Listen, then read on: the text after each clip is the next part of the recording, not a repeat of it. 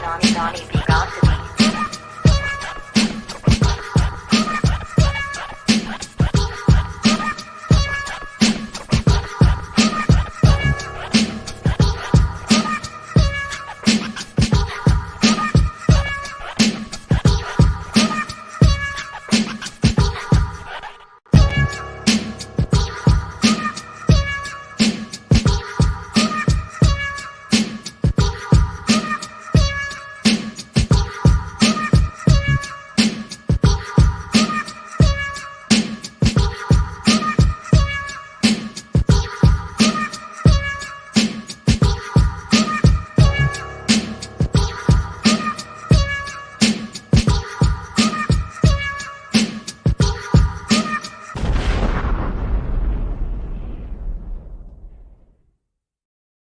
Good evening, everybody. Welcome to another edition of The Beat. You know who I am. I'm Donnie B got the beats, and you on my show.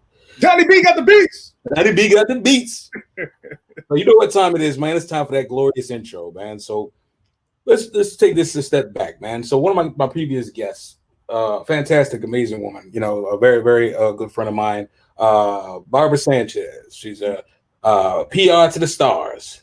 And she, reached out to me, and obviously we hit it off, and we've been cool ever since. She's been on the show, and she reached out to me. She's like, "Yo, I got this brother, man. You really need to check him out." Okay, cool. I mean, she's saying it. I'm like, he's got to be dope. Check his stuff out. Brother's interesting. Got a little depth to him. You know what I'm saying? And that's not you don't get that in a lot of music today, but got a lot of depth. Or the next song. Well, even more depth. Okay. Okay, that doesn't happen. Okay, that's like lightning in a bottle right there. Even listen to more of his stuff. Okay, wait. Look. Okay, we got to go to YouTube. I started going to YouTube. I started researching. He got a very, very great story. Very highly educated brother, man, and that needs to be celebrated in today's society. And just crafty. Very crafty, but the more I talk to this guy, the more I like him, man. Really, really humble, really down to earth, really cool. And without further ado, let's go ahead and intro CEO and founder of SchoolYard Rap, Griot B. What it is, player? You gonna bang everybody on him? What it is? I had to go with the bankhead bounce right there. No. Donnie B got the beats. I'm gonna try every time. Instead, it's called you Donnie, but Donnie B got the beats. I'm see if I can try the whole name every time. Now I'm doing quite well. It's a beautiful thing to be here, to be alive, to be Black in America, and it's a great opportunity here to speak to you and your audience, and I'm very grateful for it. Big shout out to Barbara Sanchez for connecting us and showing it what it is. So thank you very much for having me. Indeed. It's a pleasure to have you. And shout out to Barbara Sanchez, as you said, man. So let's dive into this, man. Let's talk square biz, bro. Who is Griot B? Griot B. Well, I'm that Black praising, fact saying, track slaying teacher. Okay. I talked so much as a kid. My Aunt Margie called me preacher. I walk into a class. I tell the staff, "Hey, nice to meet you. You can drink your kombucha. I'll show you how to reach them." See, I'm a griot, and that's a leader for the people, a hero. I'm saving classes from teachers who lackness should be illegal because their tactics are evil, lessons are backwards, deceitful. Kings and queens should leave their classes feeling actually regal. That's what I am, and I do it for a reason. Donnie B, education equals freedom. That's just my fun way of saying I am a educator of minds. I'm an artist and an educator. I do it simultaneously. I took the name Griot B because a griot in our West African tradition is charged with the history of the village, of the kingdom, of the whole tribe.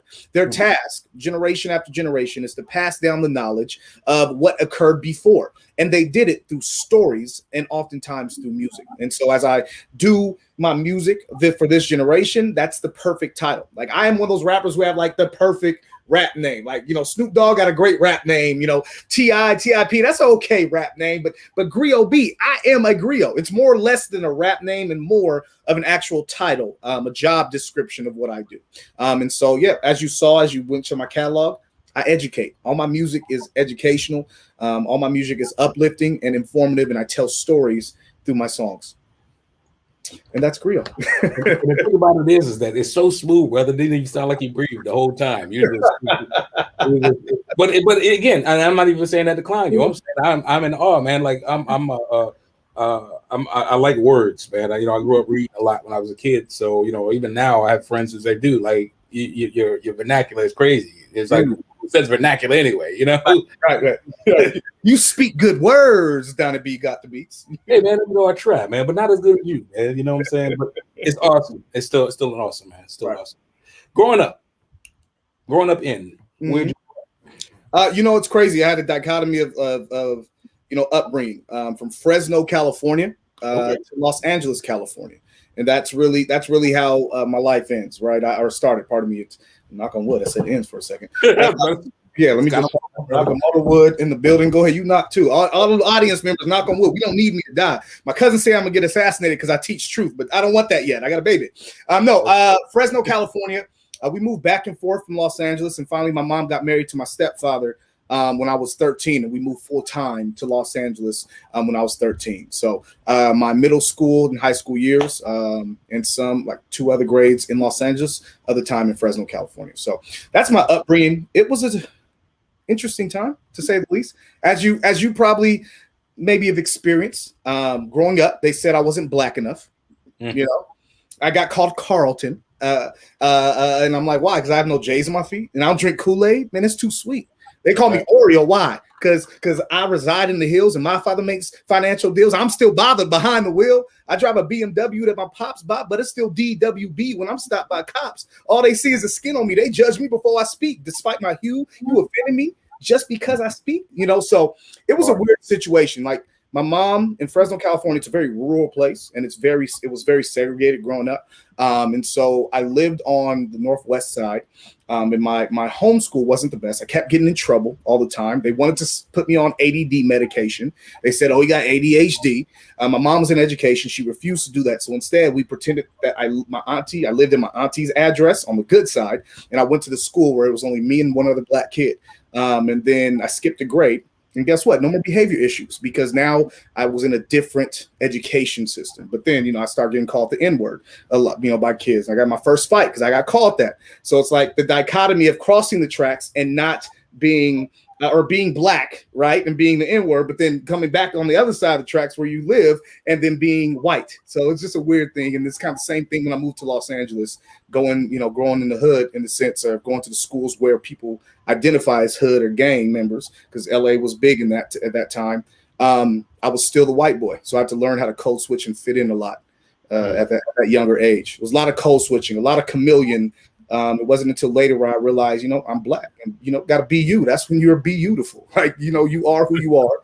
And black isn't an adverb. It should not describe, us. Like we got to act this way to be black. No, black is just who we are. So that's something I've advocated for since growing up. But I recognize that is a lot of an issue we go through, because what we get as black is what the media shows us. That's what we should be or act like. And oftentimes that's not the reality. Black is versatile. Indeed. Well, it said a handful, and it's awesome because now again, listen. Give me the bell. If I talk too much, Donnie B. GotDaBeats. No. I mean, listen, bro. We here to celebrate you, man. So however you want to spill it, it's cool. Like, you know what I mean. But it's just you touched on a lot, especially like you said, and I kind of identify with that. I was kind of the same way myself on the East Coast. So, and a lot of dynamics was the same for me. You know what I mean? So I totally understand your story. I understand where you come from with it, but it's awesome. You're here now, and you're that much more of a better man for it. You know what I mean? So, I mean, I definitely celebrate you, bro. Definitely do. Pause before we go on now. I apologize because, I don't want to be too ignorant about it, but I have a keen eye, but sometimes my wheels don't always be spinning as far as memory is concerned. But that is Mr. Rogers, right? And that's Mr. Rogers and his friend, but I can't remember what his friend. That was the Officer Clemens, I believe. Officer Clemens. That's right. Yeah, it's I wear this. I love the sweater, right? As we'll get into in today's conversation and the work I do as Griot B, but also SchoolYard Rap. I touch a lot on the intersections of race. A lot of the praising and celebrating of people of color is probably my ultimate goal. But I do so with the hopes of truly making our country better. And oftentimes there are white people in those spaces. And, as I travel, and we'll talk about that momentarily, like people have asked ally, how do I be an ally? Like, how do I help out? And this moment, I think, is one of the greatest moments of allyship, because the story is behind this. You know the story, right? Yeah, I know the story. Definitely. That's why I just couldn't remember his name. That's where I was, It's a beautiful moment where Mr. Rogers, he put his career on the line in a sense. Right? He didn't have to do this, right? But it was during the civil rights movement. It was where a time where, though things were desegregated, people, by de jure, by law, it was still pockets all around the country where black people couldn't even swim in the same pool as white people, right? So he put his feet in the pool, right, and say, "Lo, it's perfectly fine. Like, they're not evil, they're not bad. We're not going to die. This is humanity." And so it's kind of my testimony to allyship, to people fighting for the same cause, which is equality and uplift of all individuals to realize that American dream that we're all created equal and have the rights to life, liberty, and pursuit of happiness. So yeah, I love this sweater. Yeah, no, it's amazing. Donnie B got the beats. What can I say? I like to do what I can do. No, but I definitely love the sweater, man. I want to reach out to you about it. I might see if I can copy one of those too. That's crazy right there. I love that. So anyway, back to you. How did you get started in the music industry? By accident. It wasn't my choice, man. I was teaching 7th and 8th grade history in Inglewood, California. And I was having a rough go at it, honestly. Like, in my head, my students respected me, but I was teaching like old school style, how we were taught, like sit down, shut up, don't talk, do this, do that, what I say is goes, right? And though my students respect me, class was it was boring, right? They called me Mr. Brown, yes, sir, no, sir. And I was in the lunchroom cafeteria. One of my students, his name was Kendall, and he was listening to music, right? And he's like, "Mr. Brown, listen to this." And I put it on, and it was Chief Keef, "Don't Like." Now, this is the first time I'm hearing this song, right? Like, I listen to hip hop. I'm a hip hop head. I love rap, right? I was in college. I had all the old mixtapes from datpiff.com before, streaming was a thing. Like, I was listening to hip hop. This is the first time hearing popular music where kids loved it, but no lyricism at all. Like a repetition of the same thing over and over. And I say, "Yo, Kendall, this is trash." And he says to me, Donnie, he says, "Mr. Brown, I bet you can't do better." Come on, bro. Why do that? Come on, man. I pledge Omega Psi Phi Fraternity Incorporated. I'm not going to back down from a 12-year-old telling me I can't do better. So I literally went home that weekend. And I made a song. We were teaching. The unit was the Stamp Act, the Quartering Act, and all the things before that led to the Boston Tea Party. And I made a song, Stamp Act, that's that thing I don't like. Hey, Quartering Act, that's that thing I don't like. And I made it on a little MacBook, my girl at the time's MacBook with the Audacity, like little headphone jack from the mic. Like, it was bootleg. But you know what? I took it to class. They flipped. They loved it. They loved it. And I'm like, "Oh shoot." They're like, "Can we do it again, Mr. Brown? Can you play another song? Can you do another one for us?" So I'm like, this might be my way of reaching them. I had a moment where it really clicked for me. It's like, as a teacher, I was trying to do it the old way. But if I remember correct, I hated the old way, but that was the way. So why am I still doing what I hated and really didn't work for me as a kid? Let me do something that is actually engaging to them and makes it fun, because I really wished my whole time I would have teachers that were fun. And so it was at that moment where I started rapping, and I went from just making songs for my students, and then me being a teacher, like, "Oh, let me find somebody else doing these songs." And I play one of the other songs, like, "Yo, Mr. Brown, that's corny, that's cheesy. Like, we want you to do it." So just making more. I did, a bunch of songs for U.S. history. I had my students make music videos for the songs as a final exam. Then I came out with the first U.S. history album. Right. And then as I just kept going, then we released other Black history album, Latino history album. And so that's how I got started in the music industry. It was really by fluke. It was because a student challenged me. And I'm happy for that challenge. I talked to him about a month ago. And we're just reminiscing over that story. And it was just a beautiful moment, man. It was a beautiful moment. So that's the answer. As crazy as it is. I never wanted to be a rapper, but I am. That's awesome. That's an awesome story. I gotta say too. Again, there's a parallel because I actually tutored in the public school system in Newport News in Virginia while I was at Hampton University, and it was funny because right before I left Hampton, I started tutoring my sophomore year, and before I left Hampton, I wound up bumping. It was like a couple of years went by because I stayed after I left Hampton, and bumped into a student of mine. And he was like, I seen him and his mom at the mall, and they was just like, Mr. Campbell, hey, you know what I'm saying? And like literally, like they were sincerely excited and happy, and they were just so happy because it was just like, dude, he was like, dude, like you changed my life, like I didn't even want to go to school, like college, and now I'm in college. Like he went to, I think he went to Norfolk State or something like that, but nonetheless, he was like, it put him on a path. And it made me feel some kind of way. So for you to be a teacher, how does that make you feel, knowing that you touch all of these lives like that? It's honestly a blessing. There's moments where they give you so much joy. Like while you're teaching, the fact that you're connecting are those moments where it's like, yes, this is worth it. Because teaching in itself is it's a job that is not praised often. It is a job that you don't receive compensation like you should. You're going out of your way, of time, energy, mind to do this. So in itself, when I was a teacher, having those moments where it clicked in the students, or they're like, thank you, Mr. Brown, I appreciate this. It worked. And even now, like traveling, like I went to school, we performed at Howard University in 2018, 19, pardon me, and a student in the middle of Mr. Brown after the show, and Mr. Brown, and I looked, it was some of my former students. Now, mind you, it made me feel real old, like, oh dang, like you're in now. But also they both said, like, you were our favorite teacher, like you're a reason we actually loved history, and we made sure we learned it and told our high school history teachers to be more like Mr. Brown, right? And I get that a lot. I get students, I follow students on Instagram until they start posting half naked pics. I'm like, nope, can't follow you anymore. But even then, they're like, yo, Mr. Brown, thank you so much. We appreciate you, randomly at times. So it feels really good, man. It really makes it feel worth it. And it's the acknowledgement that your legacy isn't just your everyday thing. It's what you leave behind, and you've left behind an indelible impact on these students' lives. And as they grow up, they're always going to remember it and eventually pay it forward as well. So that's a blessing. Roger that. Shout out Lisa Dell Washington, all the way from Washington, DC, says hello. What's up, Lisa? How you doing? Yeah, she actually has a periodical that's in the DMV magazine, Dove Style magazine. It's awesome. Wow. Check it out. So check him out, Lisa. Watch what you do later on.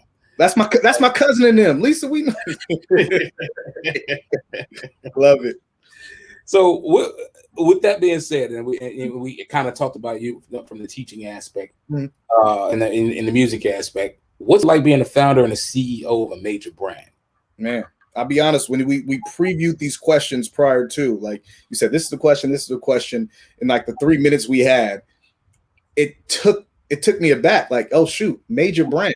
And your acknowledgement that I am. In my head, I'm just scratching the surface of the potential. But that takes, a lot of times you have to have very introspective and look back. And my wife said, I suck at this. I never live in the moment because I'm always thinking what's next. And as I look in the moment, as you said that, right, it's a true statement. We have been to 19 states performing. I've been a performing paid artist for 3 years at over 170 venues across the nation.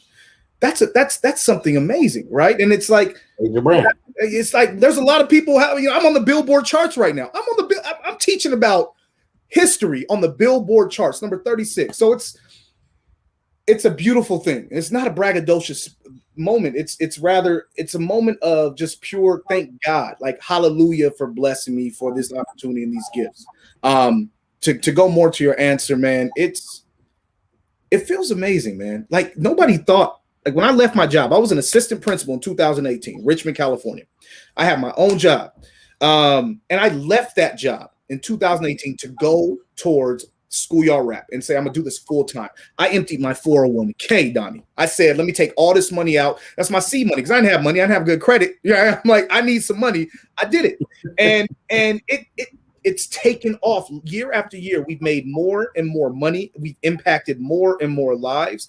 And it feels like anybody who doubted me, I appreciate that, because the only person that believed me was the lady I was courting at the time, who's my now wife, right? That's the only person who said, I believe in you. Everybody else, parents, best friends, like, yo, I'm unsure if you should do that. And so it's a blessing, man. It's a blessing to know that I'm being recognized in this circle as somebody who has a major brand, but also for me, it's a challenge to even go to newer heights, right? I want my name. In the past, people said, oh, SchoolYard Rap, I tell them what I did, say, oh, like vocabulary. I want it to be like, they're like, oh, vocabulary. Oh, you're like SchoolYard Rap. Oh, yeah. I have a curriculum company. Oh, like Hufflin Mifflin. No. Hufflin Mifflin. You like SchoolYard Rap. I would like my company to grow and be as big as all the big names. So it's not white folks and CEOs who are white getting all the money for ethnic studies, for teaching about the history of people of color, for diversity and inclusion, but rather people of color telling their stories and making the money from the educational system so that they can continue to give back and sow into the communities that they belong to and grew up in that the most. So it's a blessing, man.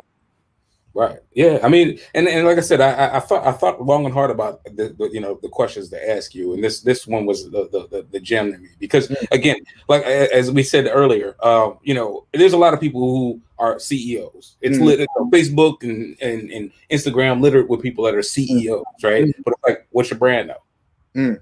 You know what I mean? Like, what is your brand? Like, it's cool, but you get T-shirts. Oh, I'm a CEO, and it's great. But you have accomplished work, and this is what I tell people all the time. When you have something that you're curating or something that you're building, look at the work would speak for itself. If the product has integrity, it will perpetuate on its own. It'll grow on its own. It'll grow legs and walk. That's a huge point. You got to say that again and type that and put that on a quote, right? Because you're 100% right. My mom taught me, like, people 100% of the times will look at something, even though the substantive, it's not good, but if it has flashy looks, they'll look at that. So my thing is, if I get them to look at it, right? So presentation wise, every time I go on show, every proposal I've done, it's on canva.com. I make it look all nice. It's the best way possible. Every single time I'm at a road show and I'm showing off my products, I got a TV there. I got like banners. Like, I've invested all of my money so that the first impressions are best. And they're like, yo, what is this? I got to see this. And then the most important things, after I've hooked them with the site, right? The substance behind there. They're looking back and they're like, yo, this is dope. I just had a pitch meeting today with a superintendent of a district. And I just really thought, and I said, yo, I think the best thing about my company is I look at the people and the clients that we've had when it comes to districts or colleges. Right. We have a 68% return rate. In fact, 68% of our business people have been there since, our partners have been there since 2018 or 2019, pardon me, right? And they come back every year because we keep putting great products and we put hard work into the products we've already given them. And that's really important. So to answer the question, yes, it feels great, but what it took to get there was a lot of hard work, a lot of motivation, a clear vision, and a lot of humility to take listen. Yes, Lisa says Canva's the best. Canva's the best. It's so important. Like, yo, it's free. It's freaking free. Use Canva. Use Be Funky for your pictures. Use Pixlr if you need to edit and can't afford Photoshop. Like, yo, there's free stuff. Make sure what you present is the best possible until you're at the point where you can pay people to do it better than what you could do it on your own. But that's what it's like being a founder and a CEO. It's a lot of hard work. It's not a 9 to 5. It's a 12 to 12. It's a 24-hour gig at times. You never know what it is. And I tell people all the time, it's bipolar as heck. Right? You have days where you're like, yes, oh, I'm killing it. But even in that same day, it hits 3 o'clock and you got 2 people pulling out of a deal that you want to say, no, oh my God, no. And that's what it's like. It's super ups and downs. But as long as the ups and downs trend like this, right? And your downs are still going up, it's worth it. So yeah, man, that's how it feels. Right. It's everybody looks for the peaks, yes, right? But nobody's there for the valleys. That's just that, So I hear you, brother. I hear you. What is though SchoolYard Rap? You mentioned it, man. I used to sit in the back of the class, like, what's she talking about? Your teacher saying, close your mouth, ain't no talking out. I'm talking about worksheet after worksheet. She know my name, but she don't know me. It's boring and it's easy. So I'm speaking to the homies and the teacher kicked me out of the class. I got home, mama whooping me fast, right? I used to think the teacher crazy, but see, now I know that she was lazy. I'm an 80s baby. So you know what these kids are facing? Complacency. They got attitudes. Angry all up in class. And I'm like, I ain't mad at you. But that's the reason SchoolYard Rap is here to rap to you, right? That's what it is. We're an educational curriculum and content company who focuses and specializes in providing education through entertainment. That's our motto. We believe education through entertainment. Our goal is equity 365, diversity every day. And we do that by uplifting the narratives of people of color consistently, right? And bringing truth to light in an empathetic way.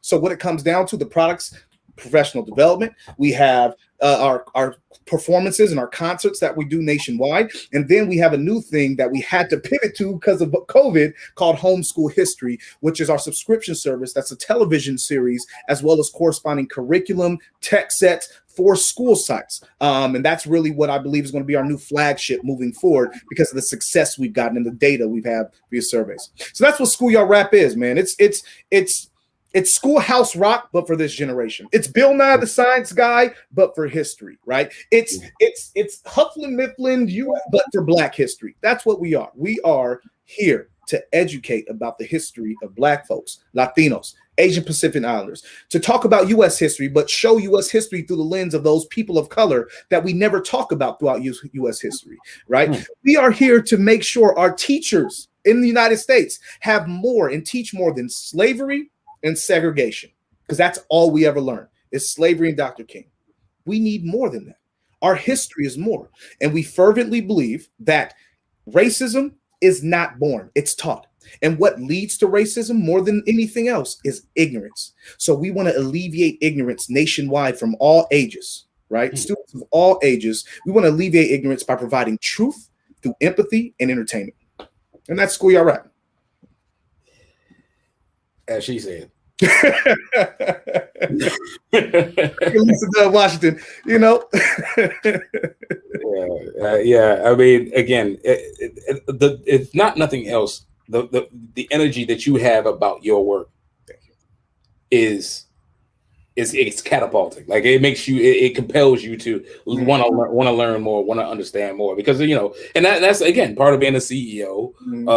Is understanding that if you present a product like, oh, this is a phone, check this out, you see it, you like it, it's a phone. You know what I mean? But if you're like, hey man, this phone is amazing, like brand new, you know what I mean? It's just more engagement, and it just builds more energy. You know what I mean? And I love your energy, brother. I really do. Current projects. What you currently working on, man? What you got in the chamber? Well, the first thing I have to talk about is my current album called Racism. So Racism is an album that I think it's the most important album of this decade. I'm honestly going to say that. Racism stands for Realizing American Culture Instills Systemic Marginalization. The entire project was thought about during the protests of 2020, George Floyd, Ahmaud Arbery, Breonna Taylor. My wife was pregnant during the time. It was a very rough pregnancy. She was bedridden. I couldn't go out to protest like I wanted to. And so I was sitting in the house, angry, upset, and she and God also, they led me towards this decision to, instead of just sitting there fuming and wondering, what can I do to help this country that I love so much? How can I help this dialogue happen? I can't go out there protesting. Instead, I got to use the gifts that God gave me. And that was to create an album. So I created Racism as an entire album to educate for the first time adult learners, right? So this is all the other albums are for adults as well, but they're geared towards, kids. I want kids to know about Black history, Latino history, U.S. history. This album was specifically catered towards adults to learn about the history of systemic oppression, systemic marginalization in our country. Concepts like redlining, blockbusting, school to prison pipeline. What is white Jesus versus Black Jesus? Why does that matter? Talking about, the media perception of Black people, about, forced hysterectomies that were happening, compulsory sterilizations in Black women, talking about the medical practice of Black. So really breaking it down so that white folks, right, and black folks and brown folks and everybody else can learn and really understand the answer to the question everybody was asking during that time, who was confused, saying, why is this happening? That album explains all the systems of this country that have held African Americans down purposefully, so that they can learn from it and say, okay, we need to do more. And so that's racism. I think, you know, one of my favorite, one of the song on there that we put as a single is on the Billboard charts, Setup, which teach about the school to prison pipeline. My favorite song there is, and one is especially after these past, like this day of just the true experience of Black America, where we can celebrate for just a moment when we have this verdict of Derek Chauvin being guilty on all 3 counts, and then an hour later having, you know, Ma'Khia Bryant being killed by Ohio police. And then today, it sounds like a person by the name of Andrew Brown was killed by police. So it's like that dichotomy, and it's a song that shows that. It's Freedom Papers, which is one of my favorite songs on the track. Speaking of which, we happen to have that here. We're gonna play that. Excellent. We're gonna play that. I definitely want to talk about a lot of the stuff that you mentioned. Yeah. Afterwards, we're gonna wait a little bit later. We want to talk about, because you mentioned Freedom Papers, which is a dope track, by the way. But specifically, there's some things out there that I've seen too that I've done homework on as well. Especially visual presentations and stuff like that, to talk about red line and talk about school to prison pipelines. Just even just the infrastructure of the transition from an industrial revolution to a financial revolution. You know what I mean? And how that separated and divided the country. It's crazy that you said all that. I'm just saying all that to say is that that you're saying that. So I definitely, when that album comes, it's not out yet, is it? Oh, it's out. Yeah, we dropped it on, I want to say February 28th. I think we dropped it, or March 2nd. So it's currently out, available everywhere. Like I said, we got it on the Billboard Top 40, number 36 on Billboard Top 40. Please make sure you found it. It's Racism by Griot B on Spotify, Apple Music, Tidal, any place they're streaming, you can find it on there. All right, I'm gonna do this right now. Hold on, because we got to pause. Racism. That's funny. By Griot B. Like, I need to hear that. That's gonna be crazy. Enjoy it. It's gonna blow your mind, man. It really. I honestly, like, I try best at my craft. So the beautiful thing and the difficult thing is, right, got you. That's it. That's racism. That's racism. So y'all see it here first. I got it, people. I ain't just talking about it. I'm being about it. We're gonna listen to this in the car. The album cover is a painting every album cover that I have is a different painting that I have. You go on my IG, you can see them as well. But the album is what I do. Everything I do is tell stories and teach. That's my goal. That's my lane. Like, I'm not out here trying to do anything else but be great at what I do, and be, at the end of it, I want to be known as the person who made educational hip hop something that's real, like something that's the mainstream. Maybe it's the next person after me, as Tupac said. Maybe I'll spark the mind of the next person, but I want that. And so the difficult task ultimately is to teach, right? Especially what I do, right, but make it sound good. It has to sound good. Sonically, it has to engage the audience, right? For the younger albums where I'm looking for, it has to be that trap stuff. It had to be I have to engage the audience. But the difficult task is to still teach while do so. And why I say racism, I wouldn't call it a masterpiece, because I feel like I could have, if I had some help with features and all these, it could have been masterpiece. But it is the best album I've made thus far, and I give myself a solid B+. And I'm very hard on myself. So it's a very important album this decade. You know why I'm checking for you, brother? Because you there's a key word, a word that I use as a music producer that not a lot of people use. When you start talking about how things sound sonically, you know, a person has it. They get it, right? Right. So, again, I'm gonna get back. We're gonna be in touch about it. Definitely. That's the big shift from this generation, from our generation. We were more about lyrically, right? Now it's all about how it sounds first and feels first more than anything. And that's when us old heads make fun of it, but everything shifts in time and you got to catch up with that. And that's what we try to do consistently. All the producers I got are young cats. Like they young cats out of Fresno, California. You know, they got their ear to the streets and they hungry, trying to make something young because that's what they listen to. Anyways, so yeah, Freedom Papers is one of the tracks, man. Right. I mean, so let's talk about Freedom Papers. How did that come about? I felt that I needed to be truly explicit, right? Because oftentimes I say I'm only teaching facts, right? But there's a huge opinion in that song, Freedom Papers, that leads it off. And that's that Black folks don't trust the police. The question is why? Slave patrols were the police. So the entire song, the first verse, as I wrote it, initially the first verse is all talking about experiential things. I spoke to 17 to 30 Black folks, Black men, Black women, about their experience with the police growing up, right? And that's what I do. Like I have a song called HBCU there on one of my Black History album. I didn't go to HBCU, but I talked and spoke to people so I can tell their story, right? So same thing, Freedom Papers. I asked questions about what was your experience with the police, etc. And so the first verse is all set up to talk about that experience, right? And I use mine as well. And my experience was oftentimes, especially as a young Black man, I would get pulled over, right? I'd get hassled, and then they just say, okay, all right, you can leave. And I thought, why is that? Why is that? And it had a correlation between that and back when Black folks, right, enslaved in this country, where they had to show their freedom papers.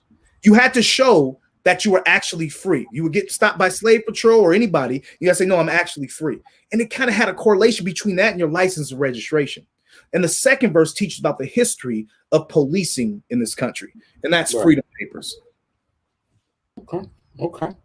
Well, we have it here and we about to check it out. So everybody stay tuned and listen to this. This is crazy. I love it.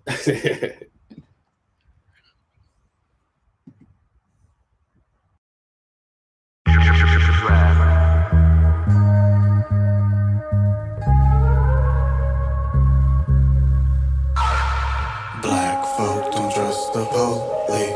Yeah. No, they don't. No, they don't. That's no lie. That's no lie. Tell them my slave patrol was the police.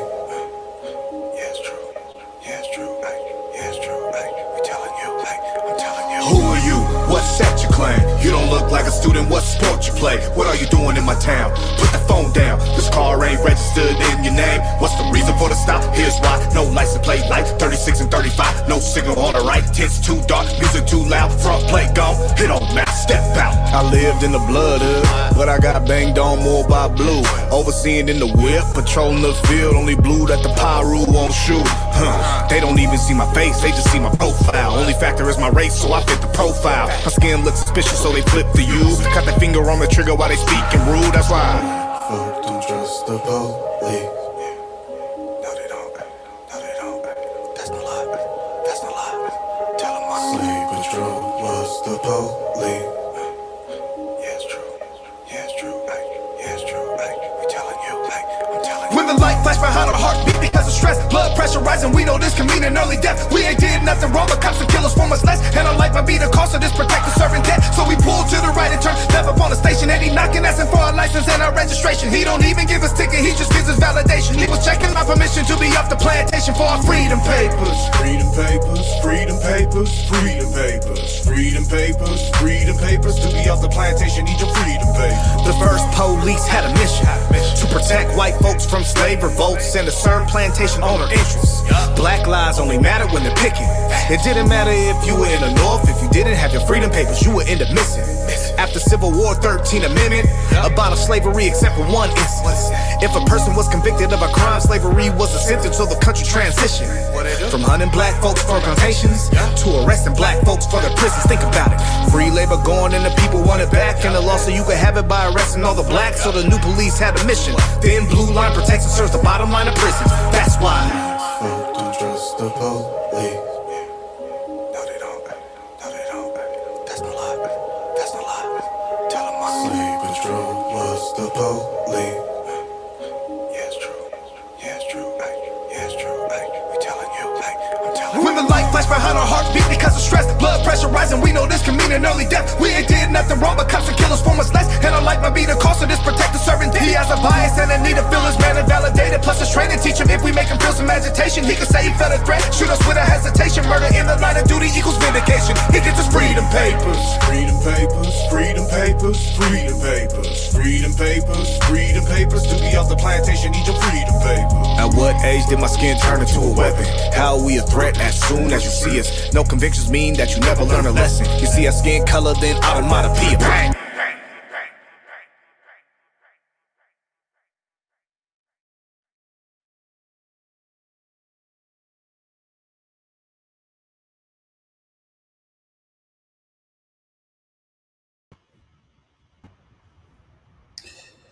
That part.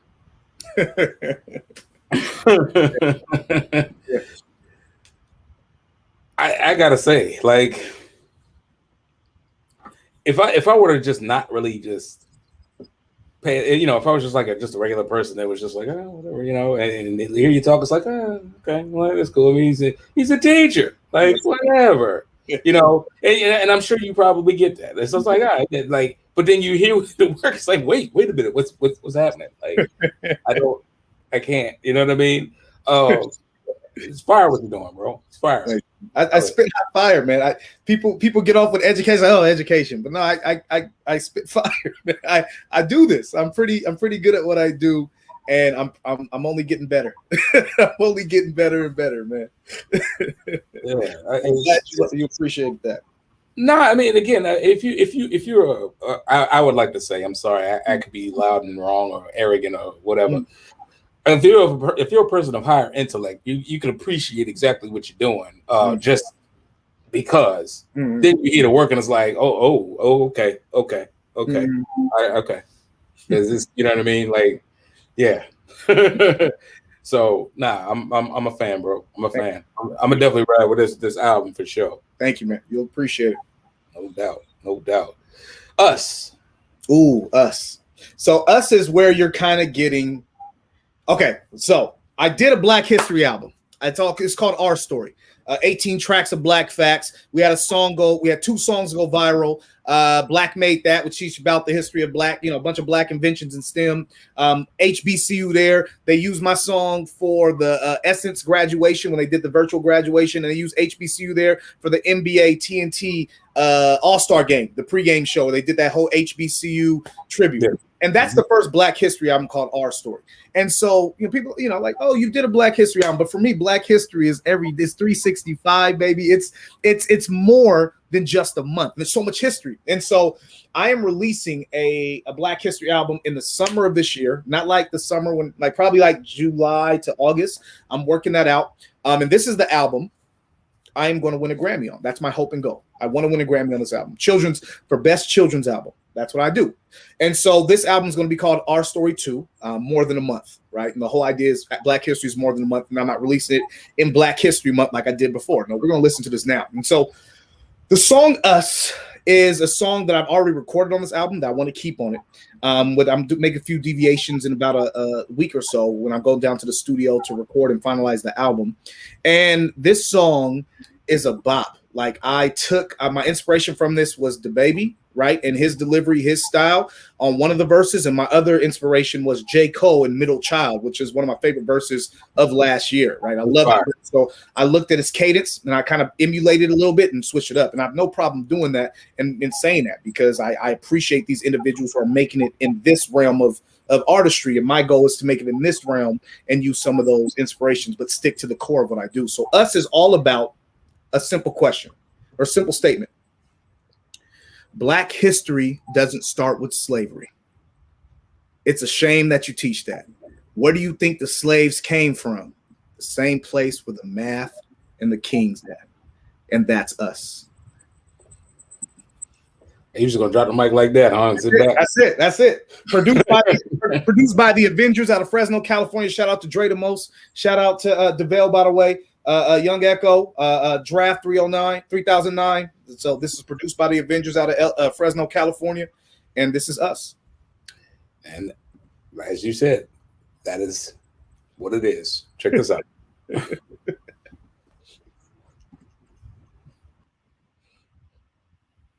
The Avengers. This is all facts. Hey, schoolyard rap. Who built the Sphinx in the sand? Us. Who made the pyramid stand? Us. Who made mathematic equations with fractions and angles before any man? Us. Who at the first university? Us. Studied diseases and surgery? Us. Us. We. You. Me. B-L-A-C-K. I said what I said. I said what I said. You could love it or hate it. I stand by my statement. I said what I said. If there's hate in your face with a frown on the place, and you turning on red, cause you think praising my race is just hating your race, you should change your perspective instead. Black history didn't start with slavery. It's a shame that to teach that. Where you think the slaves came from? Same place where the math and the kings at. To Harker built monuments up to the sky when Kush took Kemet. Abba Bakari had hundreds of ships that could go cross Tuchus and Issa. Lil Bom Bom Bom found Shaka's home is the oldest mathematical instrument known. Advanced man found in the Congo. On a baboon bone called Shango. And Imhotep built, sentenced to train doctors who work on the heart and the brain. The walls have been named with 4 times longer than any great wall that has ever been seen. Who built the Sphinx in the sand? Us. Who made the pyramid stand? Us. Who made mathematic equations with fractions and angles before any man? Us. Who at the first university? Us. Studied diseases and surgery? Us. Us. We. You. Me. B-L-A-C-K. I said what I said. I said what I said. You could love it or hate it. I stand by my statement. I said what I said. If there's hate in your face with a frown on the place, and you turning on red, cause you think praising my race is just hating your race, you should change your perspective instead. Movies they try to make us believe that pyramids weren't built by black human beings, that extraterrestrials made something special then left after blessing all humanity. A fallacy, truth is much better to see. Papyrus found in Africa, they call them Moscow on Rhine. On them you can find algebra that just might blow your minds. Equation calculating angles without calculated tangent assigned. Kemet design the number for pi and philosophize. P for the Greeks, facts, massing your DNA, facts. You can do anything.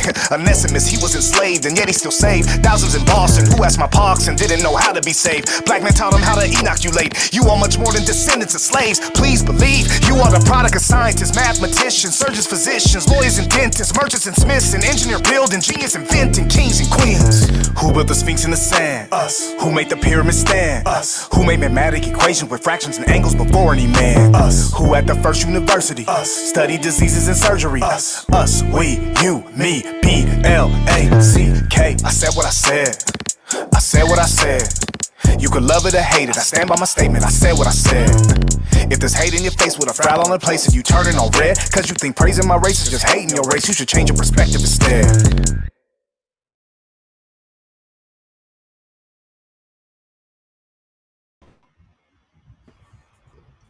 Man, listen. This is too much. It's too much, bro. Listen. You didn't know what you was getting yourself into, Donnie B. Got the beat. You know what's funny? I've heard it. You said what? I didn't. It sounded like I've heard it before. That's what I'm saying. It's awesome. Thanks, like, man. it's just one of those things where it's like, yo, I've heard it before. The cadence, the delivery. I've heard it before. It's awesome. And it's like, but I don't even know how to really put it into words. It's like, it's everything that you're saying is like, that's okay. Yeah. I've heard, like, it's like listen to an old Jay-Z song. It's like, I know the words. I never heard it in a long time. That's what it feels like to me. You know what I mean? So, you know, and I mean that in the best way possible, brother. Like, you know, even the there's just the facts in there. Also, I want to point this out too, and again, this is not any way directed at your talent. It's more directed at the facts that you pointed out, and it's just something that it just struck me. Like, how do you feel with, like you said, with the advanced technology being from that location, and then you see Marvel with Wakanda and Black Panther? Obviously, they did the whole 9 with the circus with it. I like that is what that is. As far as do you not feel that is kind of a homage to what we already believe? Well, yeah, I don't even think it's what it's believed. It's what we don't know. But yeah, what people who are learned understand and know. Like, I mean, Wakanda. Have you ever heard of a place called Wangara? By the way, Wangara. They're the secret gold mines of the empire of Ghana and then Mali, right? These were secret gold. Nobody knew where they were. Like people had to trade with these Wangarans through a silent barter where they dropped stuff off, beat some drums and left. Like before the Wangarans brought gold. Like it was completely secret. And that's kind of like Wakanda, where it's a hidden place. In addition to science and mathematicians that were in Africa. And so look at this song has multiple layers, right? And that's why I write it, right? So the first layer is all we ever see Black folks as entertainers, athletes, thugs on the TV or slaves, right? That's really what we see. And so this is an opportunity truly to show our students, our Black students and other students, right, that our history is more than just those things. Our capabilities are more than just that. Like you are the product of scientists, mathematicians, surgeons, physicians. Like students don't know what they want to be until they see, right, what there are, right? We students want to be what they see. I worked at a summer camp like years ago in Malibu. We had to do dress up, different things for the kids and entertain them. And we had to do a skit about jobs. And I had a bunch of kids that were coming up with this skit, really fun time. And they're like, oh, we're like, what job should we be? And they're saying, oh, what about we should be a venture capitalist. Oh, what about an optometrist? And I'm looking, I didn't know what these things were at 22 years old. I didn't know what these things were. But these kids already have an idea of these things because that's what they're surrounded by. So my whole thing in this song is to provide a different context of what we could be, what we have been, how this world has been driven by the inventions and accomplishments of Africans, right? And thusly African Americans, that our history isn't just slavery, that you're more than that, right? And that's very important in this song. The second part of this song that's really a gem is that line, I said what I said. You could love it or hate it. I stand by my statement. I said what I said. If there's hate in your face and a frown on the place, you turn it all red because you think praising my race is hating your race. Change your perspective instead. I had traveled all around the country, right? And I'm doing these shows, right? Where at this point, before COVID, I'm in the school sites and I'm rocking it for the kids and I'm having good. The kids are laughing, they're cheering, they're calling response and they're enjoying it. And as I look around, we had a game with my staff, and the game was spot the frown. Because no matter what, there would be a white woman typically or a white teacher. Sometimes, no, it was always a white person. I mean, that's just right. And I want to put a disclosure. Griot B does not hate white people. He hates white supremacy. That's what it is, right? And so these individuals, while I'm rapping and uplifting people of color, right? That song isn't dismissing anybody else. It's just uplifting factual narrative, right? So as I'm rapping, they're just red in the face, angry. And then as I do my survey, because data is huge in my line of business to see the data, I'd have certain people be like, this was racist. This was against, why didn't he talk about white people? Well, it was Black History Month, 1. 2, he said that white people weren't great. Like, what about, and I'd never say that. But so I had that line in that.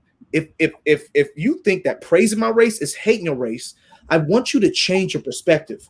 And more importantly, change your eyesight. Don't look at me. Look at these kids, these little black and brown and, different colored babies that you teach every day, that you're responsible for their education. And they're joyous. They're loving every moment of this because they get to see themselves for once, right? So if you have a problem with it, don't think about me. Think of them. Because if they love it, that's what you should be doing as a teacher, focusing on who matters the most, and that's the kids. And so that's why that song was written, was really to provide a different narrative. I wrote that line in there to just educate, just really talk to the people before we perform that, like, this is what it is. And then lastly, I really wanted a great call and response, because as I perform that, it's like I get the kids, us, the adults, us, like it's a really cool moment. So that's one of my favorite songs on the next album. Awesome. Definitely. And like I said, I ain't got the words, brother, and that's rare because I always got words, but whatever. I got words, but I got the beats, but whatever. Shots fired. What you got? Well, shots fired. All right. So my first album, I told you, was a U.S. history album, right? Yes. But I made that back in like 2012, right? 2012 with, old beats, Fruit Loop beats, So I wanted to revamp that U.S. history album. I plan on doing 2 U.S. history albums, right? And so this is the revamp of the first one. So I need one more after this to kind of tell the whole story. But I wanted to tell the story of the America from, when, from found first, how you find something already been found, talking about Native Americans who are already here, talking about the American revolutions, African Americans within it, or people of color that were in the American Revolution, but tell the story, because that is a requirement nationwide. Also, as a company, I want to diversify my portfolio. So if those schools are only like, oh, we only want to do Black History stuff in Black History Month, sadly, a lot of people are still like that. We only want to do Latino History Month, stuff in Latino History Month. I have a U.S. history album to touch the demographics of, different areas who are very, who are stuck in their ways, right? And also to touch them and still earn money throughout the year, right? So the story that's told in this album, and it's not going to be released till 2022, but we've already completed it. I'm just waiting truly on, us to catch a wave. Like really, I'm trying to rise up and really be noticed before I release this one next. I want to release this around 2022, and this album is called The Story of Us, right? Which is the story of U.S., United States. This song, Shots Fired, is one of my favorite because it's not a song that's a single. You're not going to get like a dope, like, oh, I can bop my head to this. This is just raw, just gutter. Just think about like Tech Nine, DMX. You know what I'm saying? This is truly telling through the perspective of those colonists about after the Stamp Act was passed, after the Quartering Act was passed, and leading up to the event of the Boston Tea Party. So this song right here is right after, right before the Boston Tea Party is about to go down, and it's called Shots Fired. All right, Shots Fired. Here we go.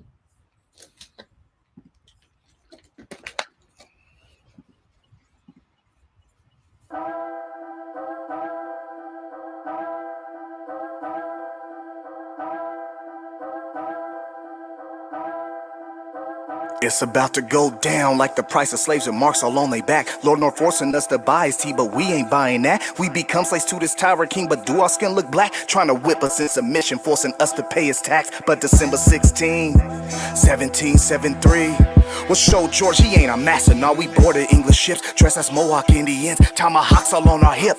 This tea gon' take a dip. We're breaking cases open, 90,000 pounds in motion over borders where we throw them, dump them in Atlantic Ocean. Boston Harbor is now soaking with a magnificent moment. That's what John Adams quoted in his journal where he wrote it. It was bold, it was firm, it should unite the colonists, but this crime must have important consequences. Shots fired. Shots, shots, shots, shots, shots, shots fired. Shots, shots, shots, shots, shots. We turn that Boston Harbor to a potent drink. King George angry, he said he must master all us totally. You mad, bruh? So Parliament convenes and says until we pay that tax back, Boston will be hit with 4 coercive backs. The first part that was great and they shut down the Boston Harbor. We couldn't get a ship and to get one out was even harder. They shut down most important thing that's written in our charter. Self-government, which we love like mothers love their daughters. We couldn't have a meeting without a governor's order. You can miss me with that George like Murray, you are not the father. Said any king's soldiers that's accused of murder will be tried in England if John Adams is a lawyer. The last thing the king ordered to stop rebellion going further, he sent a bunch of recos over. Those are England's elite soldiers. Shots fired. Shots, shots, shots, shots, shots, shots fired. Shots, shots, shots, shots, shots. You call them coercive, we call them intolerable. You call them coercive, we call them intolerable. You call them coercive, we call them intolerable. This beef we got with England is messy like Sloppy Joe. George III thought these acts would make us bow to authority, but we'll abandon the city to flames before we pay him for his tea. And Virginia feels the same, they join us in solidarity. Say to attack any colonies, attack on them, that's unity. Many were scared and loyal, so they write a letter to their king. These fools think that independence can be won with ink. They vote to boycott, but I know it won't stop. This revolution bubble burst and bet it's gon' pop. Shots fired. Shots, shots, shots, shots, shots, shots fired. Shots, shots, shots, shots, shots. New England governments are now in a state of rebellion. Blows must decide if they're independent or do what I tell them. That's the tyrant king response to our respectful written letter. Blows our punches like young Tyson, not hugs like the old Mayweather. George says knuckle up for this fight. He want war, so buckle up for this right. We in it, man. Militias train to fight in 60 seconds, call a minute, man. We steal guns from they fort, cause war's our business, man. Commander of the Brits, General Gage, has a spy who snitches, so he sent troops to conquer without delay. April 18, 1775, Paul Revere rides and tell us that that those Brits are on the way. Brits are coming, Brits are coming, Brits are coming, ride, ride. Brits are coming, Brits are coming, Brits are coming, ride, ride. April 19 when the day begins, we meet those Brits at Lexington. John Parker says to stand your ground. If they want war, let it begin. Don't fire, lest they fire first. Someone didn't hear his words, a trigger pull. Sought the world, shot, heard around the world. Fire. Shots, shots, shots, shots, shots, heard around the world. Fire. Shots, shots, shots, shots, shots, heard around the world. Fire. Shots, shots, shots, shots, shots, shots, fire. Shots fired.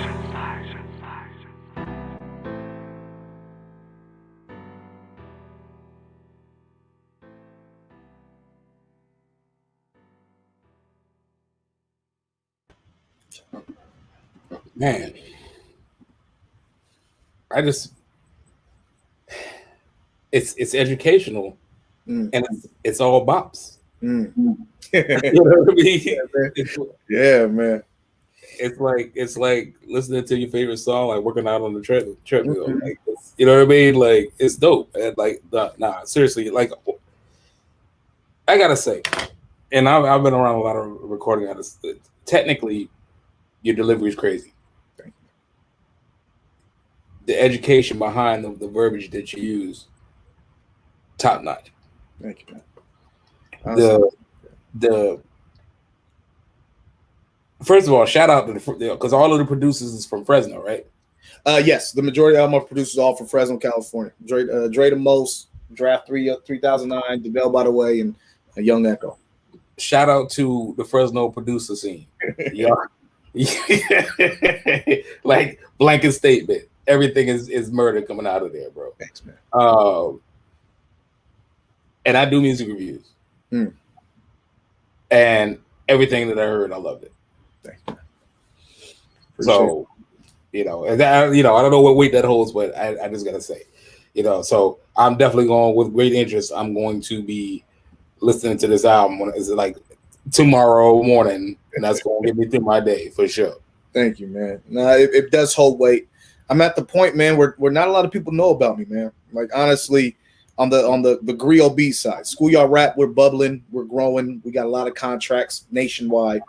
But as far as the Griot B, I'm at the point where I got a son now, I have aspirations, and I have a kind of a time limit in the sense where I got to start focusing and putting all my not all my energies. It's more about what he needs growing up and giving him everything than focusing on myself. So I'm trying to get this business, of course, at a place where it can run self-sufficiently, that I can hire other artists to eventually rap my stuff and then be that. And then only be on tour maybe 1 to 2 months a year, right? 10 weeks out of the year, my wife talked about. And so I would love, my hope is that the brand Griot B becomes synonymous with education, becomes synonymous with expertise, and good music, man. And I want the world to know about me. So what you just said means a lot because you've been around this industry. I'm new to the music industry. Like, in education, I'm a veteran, right? I put my 10,000 hours in education. But in this music industry, I'm a neophyte. I'm a rookie in this, So hearing you say that means a lot. And my hope and why I'm doing this and why I got PR people and I'm trying to grow and I'm investing money into that is because I truly believe the work I'm doing at its current state is one big name away from being known nationwide. One LeBron James from tweeting it. One Ibram X Kendi tweeting my racism out. Like one moment away. And when it does there, like we talked about earlier, the substance behind it is so impressive and so important that it's going to take over and people are going to see it and appreciate it. So no, man, what you just said means a lot. It does, because you have expertise in this industry and there's always a part of an artist that wants to be validated. Like, we're artists, we want to be loved, and that's part of like who I am slightly. I want people to say, yo, your music's dope. I love your stuff because it means a lot to me. So thank you, man. Appreciate it. You put your time and sweat into it, brother. Like, what I'm saying? Like, what else do we do it for? Right. Like, we have our reasons again, but the thing about art has to be appreciated. Yeah. At the end of the day, I mean, if you as an artist don't feel that way, then you got to question, what are you even doing? You know what I mean? So that's neither here nor there. But like I said, I 2020, as I say commonly on the show, 2020 taught me nothing else more than give people their flowers while they still with us, man. You know what I mean? And you deserve your bouquet, bro. Seriously. Yeah. Appreciate that. So we gonna get you through this, man. Guess what? So we in my favorite part of the interview. It's called Hot Topics. Hot Topics. What's that? See, this is season 3, but wait, I can guarantee you, I'm telling you right now, precursor. Season 4, I'm gonna have a whole little intro for Hot Topics and everything, just because this is my favorite part. Okay. All right. So, in the Hot Topics, okay, these are random questions. Random. Designed for the public to get the feel for who you are as a person through random questions. Okay. So we're gonna say these questions. We're gonna fire them off really quickly. All right. Let's do it. Shoot. Let's get it. 5 cool things about LA. What's 5 cool? Matter of fact, let's retract that. What's 5 cool things about Fresno? Oh, I'm learning more and more. 5 cool things. It is not as country as people think it is. Fresno is not as country. It's a city within all this country. Second thing, it has a burgeoning food scene, especially food truck scene, which great food, which is very important to me. Another cool thing about Fresno is cheap housing. That's a big thing. I'm trying to get, and right now, I think LA Times reported that Fresno is the biggest housing market in the United States of America right now, or at least in California.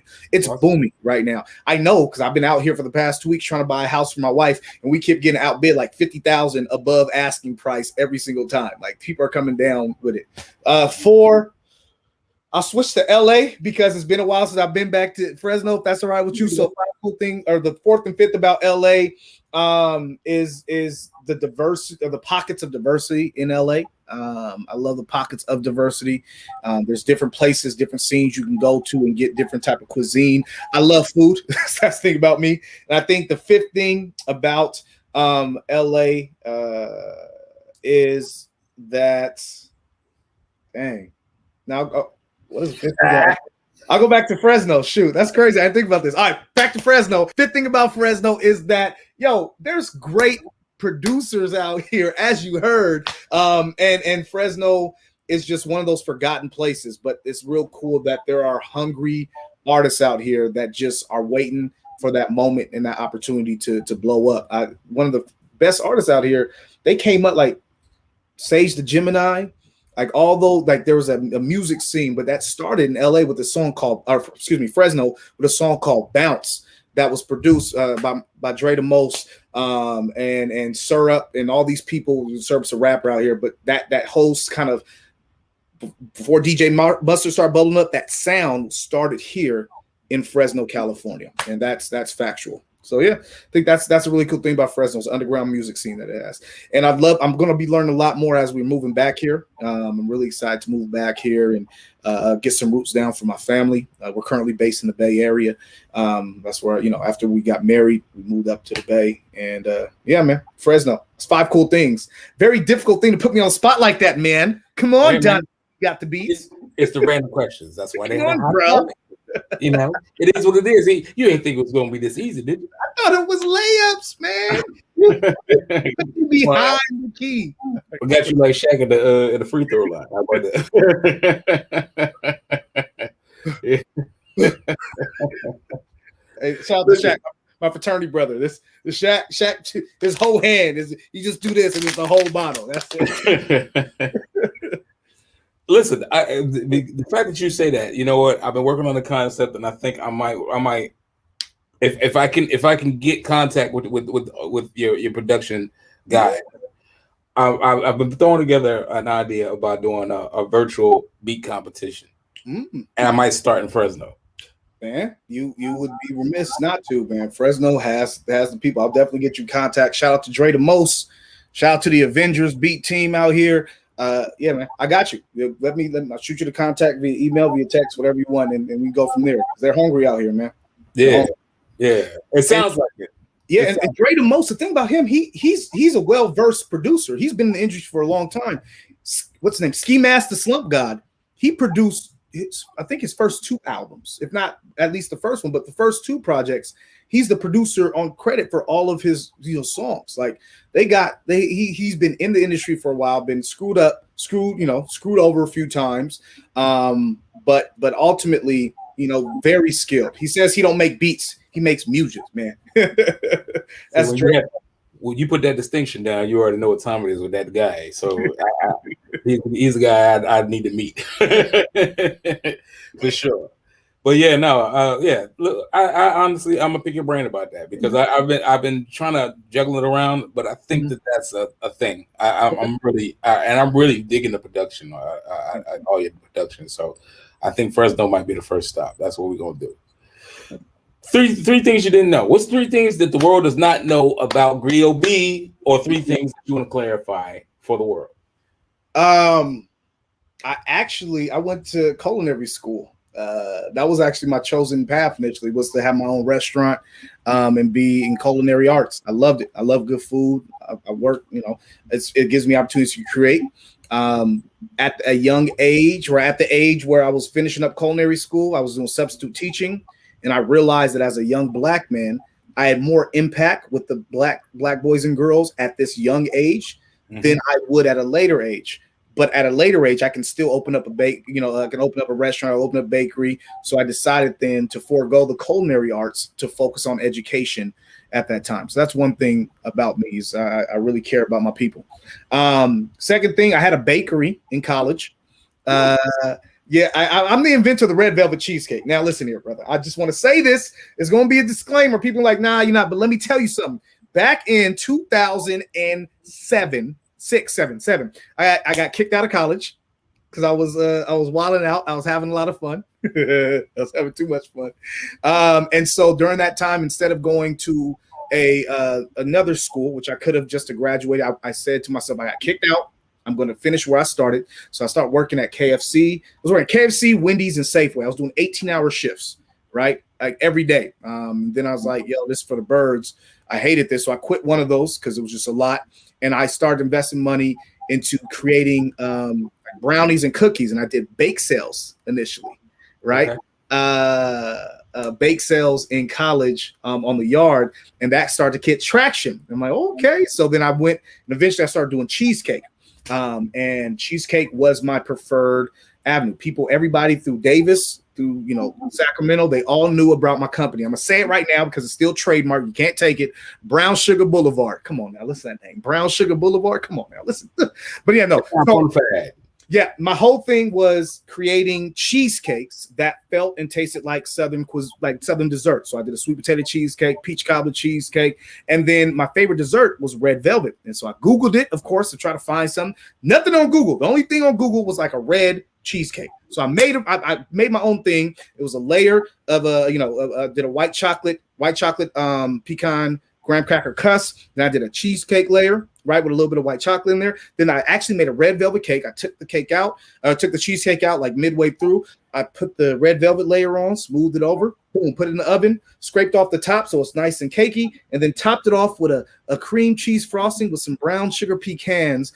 And that was my red velvet cheesecake. I made buku money, crazy money as a college, person out of college for that time, during that time, Mother's Day, everything. And so I say I created it because no one around there had it. And then my homie went to the Cheesecake Factory one day. He's like, yo, B, do you know they got a red velvet cheesecake? Is that your stuff out there? I was like, no, right? And so they went back and they're like, yo, I went to Cheesecake Factory and I said, hey, what's going on? When did you guys get this? Is this like nationwide? I said, no, it's each chef at each location. They come up with their own recipes in the location they are, and hopefully it gets picked up nationwide. And so the only person that had that was a chef in Sacramento. After Brandon Brown and Brown Sugar Boulevard had the red velvet cheesecake. I'm just saying, it feels like a coincidence. The point is, I'm still standing there. I invented the red velvet cheesecake. So those are 3 things about me that y'all I stand to it to this day. Anyways, that's brother, they could just pack you about 3 or 4 times, brother. Like, I'm just telling you.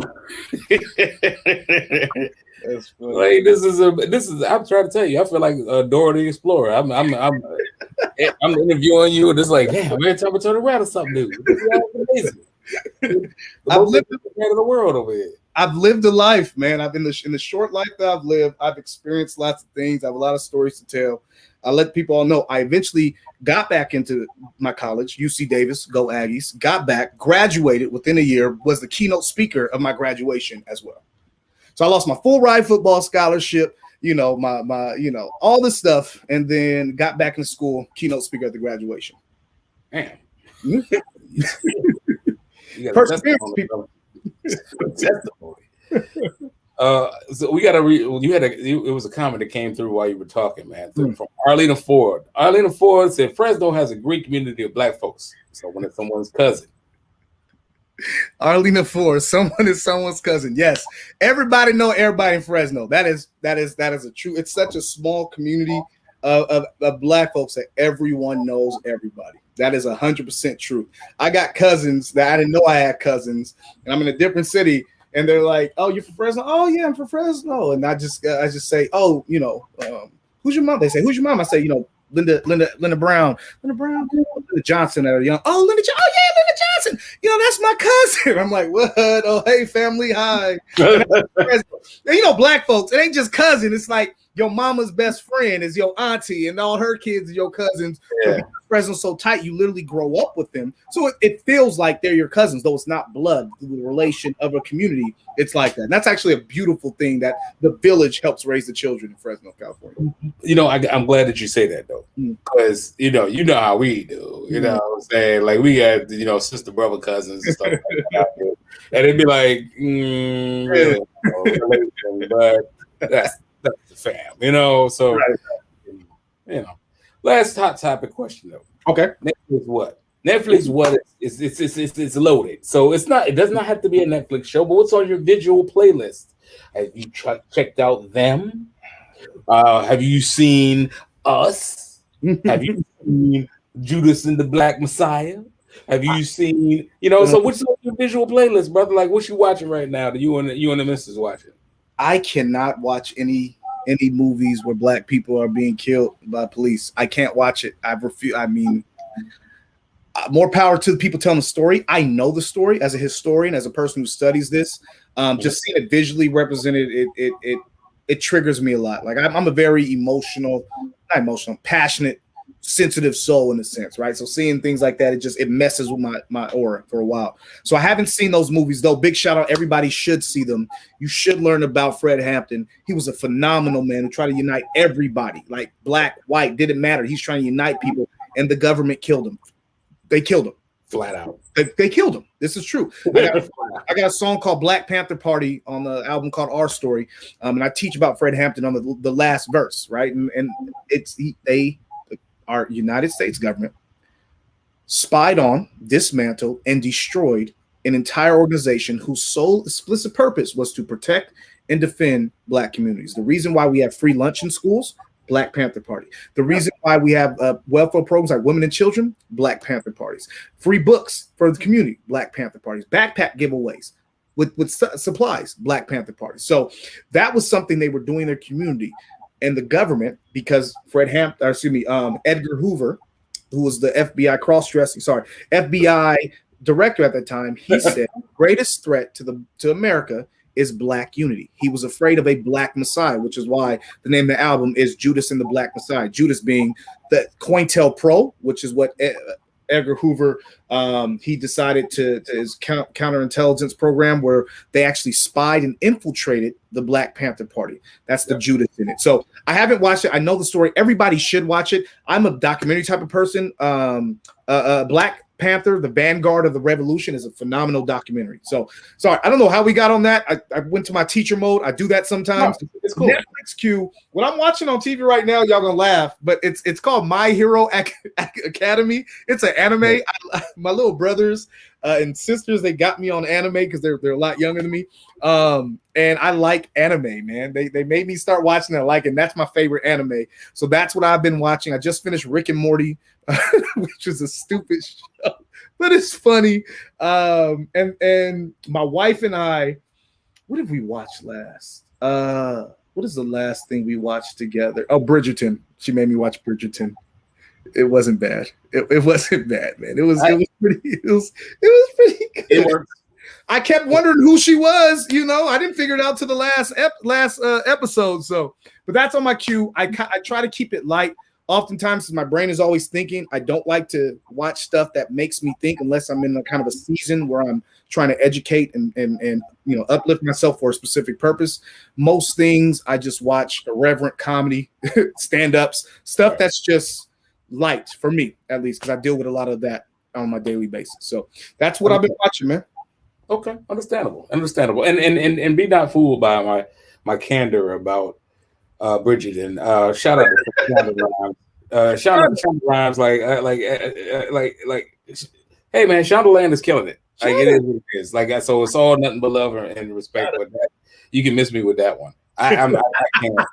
Man, you does not want to watch the show where they speak it like this and talk in such a way that's fanciful and enjoying.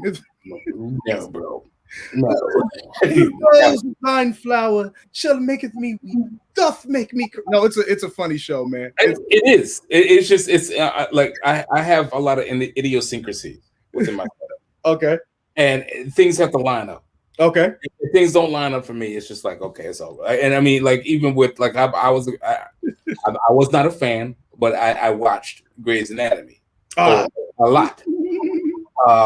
But in recent seasons, especially this season, I swear, if I had hair, I would tear it out. I'm just like, bro, like, get out of here, bro. I watched Scandal initially, right? A lady at the time, she wanted me to watch Scandal. I watched it, and I liked it in the first couple of seasons because I like procedural dramas, like, Law and Order, Criminal Minds, Psych, where they solve a crime by the end of that. I like shows like that. And so it initially was like that. They were solving a problem, but then it got too involved for my liking.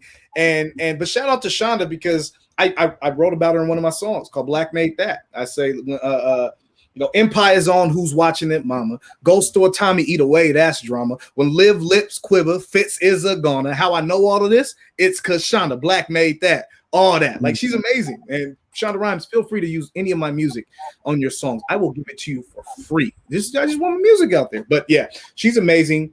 So I think she caters towards a specific audience who thinks a little differently, and I'm not that target audience. My wife thoroughly enjoyed it though. I definitely will agree with you that she's definitely she caters to a free thinker type of mentality for sure. Mm-hmm. All right, so we got 3 loaded questions that we gotta go through. We still have a time watch. Okay.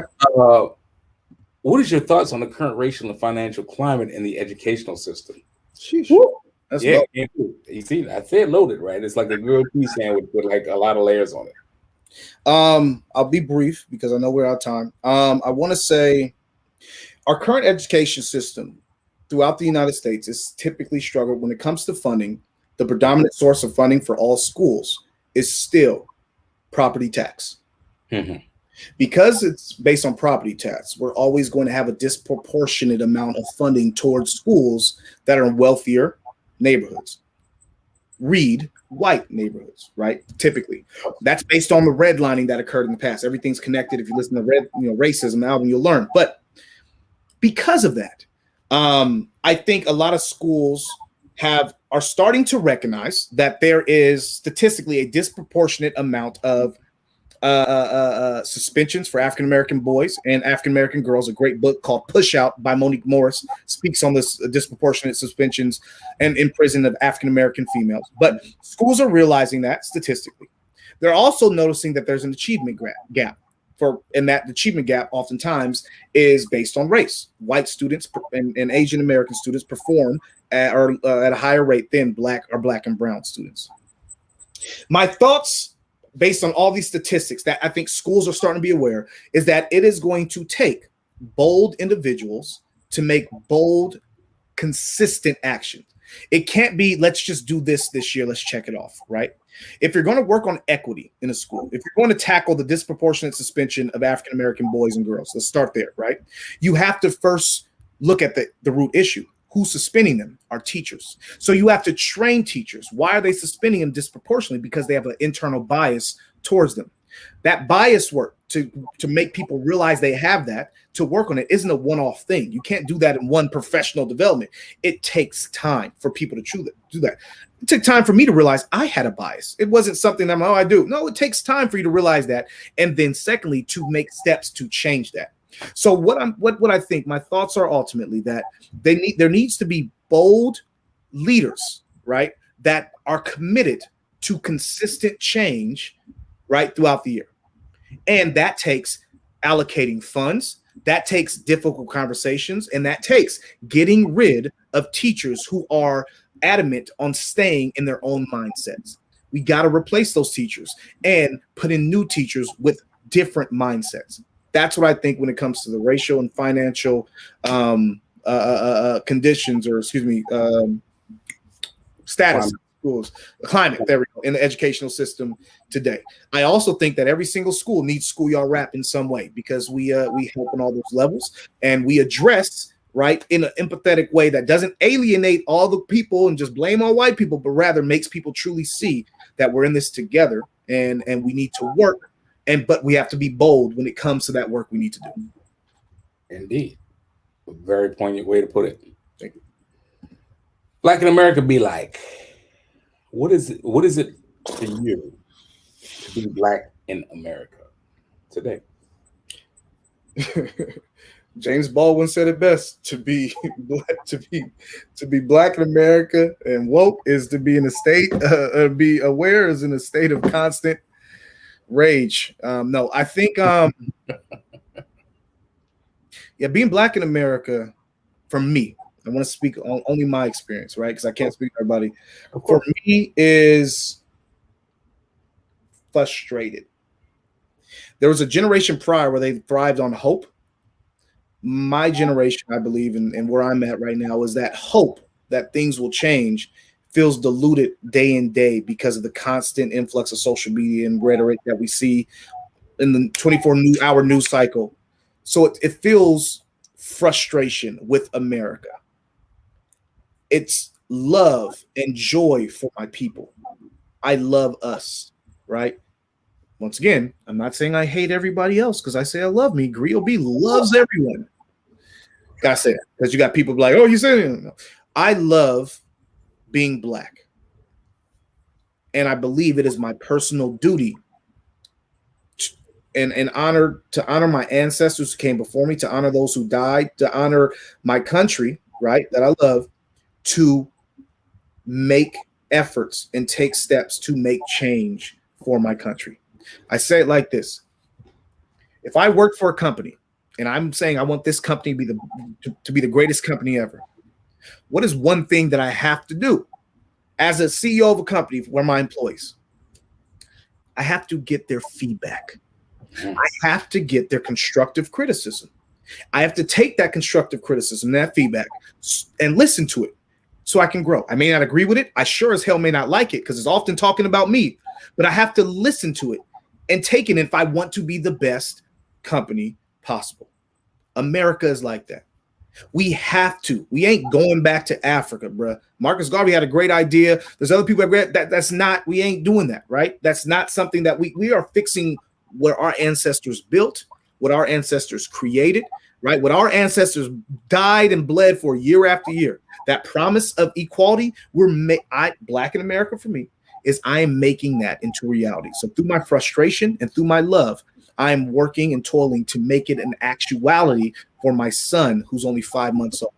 So that's what it is, man. That's what feeling black in America is like for me. I can appreciate that.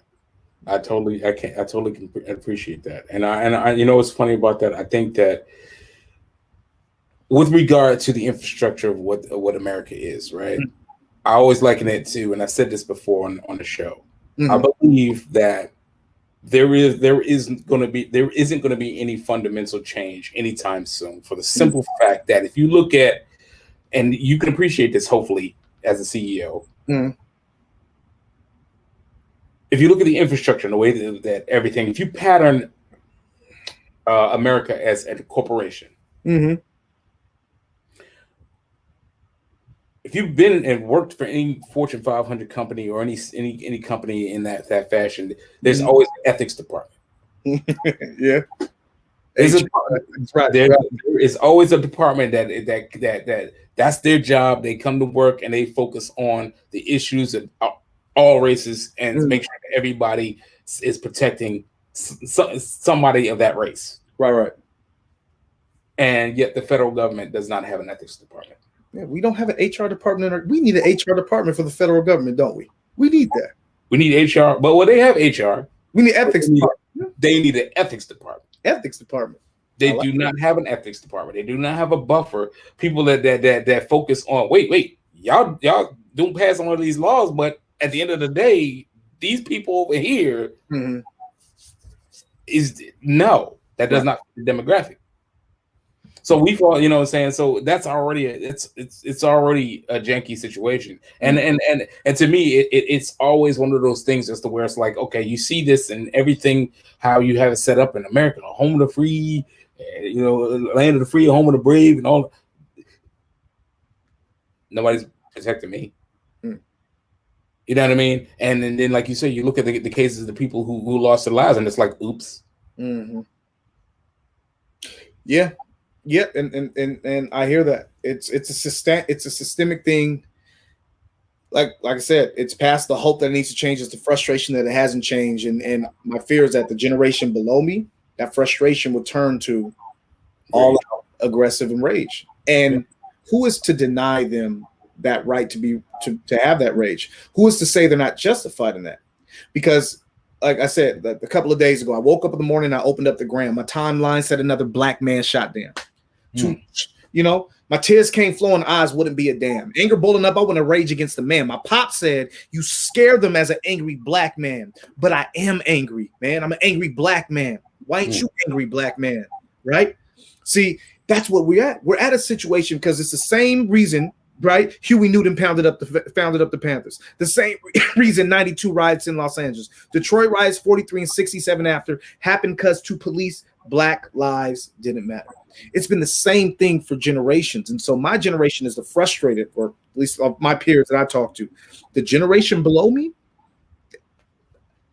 we're at a tipping point in our country. We're at a very volatile place in our country. That true change truly needs to happen. We really are. And I say that as a historian, looking at other countries, looking at the French Revolution, looking at, the Red Square, Massacre Red Square, and like looking at all these different either revolutions or moments of civil uprising. America's holding on by a thread, and we're held on a lot of times because willful ignorance or just ignorance in general. And I'm not advocating. Griot B is not advocating for revolution or armed insurrection to the United States government. I want to say that. What I'm saying is that as a country, we need to start listening to the youth and listening to people of color, because even white folks, right, like liberals, they're upset. They're saying this younger generation who's more learned, they're like, yo, this is not right. We got to fix this. And that's what we have to do as a country. We have to start truly living up to our ideals. We have to. So that's where we are, man. I appreciate that statement you said, though. Yeah. I mean, I just think like ethics department. I like that. I gotta come up with an analogy of that and put that in a song somehow. I like that analogy of that. I literally that is my contribution. That's my contribution to fixing what's wrong. Because at the end of the day, I just look at it as, I think we all saying the same thing. I think that people triaging the problem wrong. Flat out. Because if and again, no shot at like BLM, but okay, you do that, BLM, great, it works. But then you have ALM, then you have BLM. I mean, like, Blue Lives Matter, and then you know what I mean. You create something. You create weapons formed against your own self. You see what I'm saying? And you create something that eats itself, and that you're not doing it right. At the end of the day, it's like I said before, when George Floyd stuff just started to kick off, and it was like, oh, Black Lives Matter, and I was just like, but what are we saying? It's great, I get it, but what are we saying? What are the list of demands that we're all fighting for? Are we all standing for the same list of demands? I hear what you're saying.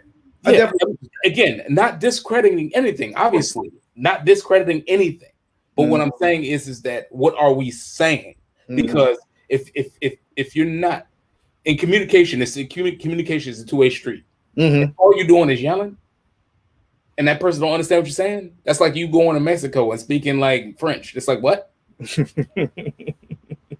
You know what I mean? So at the end of the day, that's where I'm at with it. So whatever. But again, whatever. How have you contributed to Black American? How could you contribute more? But this is not an indictment on you. This is, what do you feel about that? How do you feel you have contributed to Black America, and how do you feel you could contribute more? I think you've done an excellent job, but that's for me to say. Right. How do you feel about that? Yeah.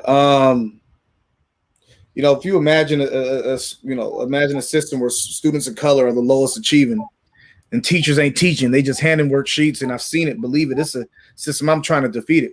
And everybody got their part to play in this game. I think mine is God's design, and it aligns with my name because I've been given this gift to tell stories like Rick and, spit dissertations so lit that, the flame emoji lives in my listeners recently sent, right? My gift is my ability to speak, to ability to connect and empathize. I have the gift of gab. I was told I was going to be a preacher growing up, right? And so I don't, as I travel, as I preach, as I teach, do my music, perform, I'm not preaching the gospel of Jesus Christ, but what I am preaching is God's greatest commandment, which is love thy neighbor and love yourself. Everybody, no matter race, understand that everybody around you have contributed and are valuable and are worthy to be in this country. And those people of color who never get to see themselves in schools because the books don't show them, to never see themselves in the stories or news because they only show one way, to learn to love thyself, to love themselves. I think that's how I'm contributing to Black America. I think I'm really presenting this message of information and love, truth and love.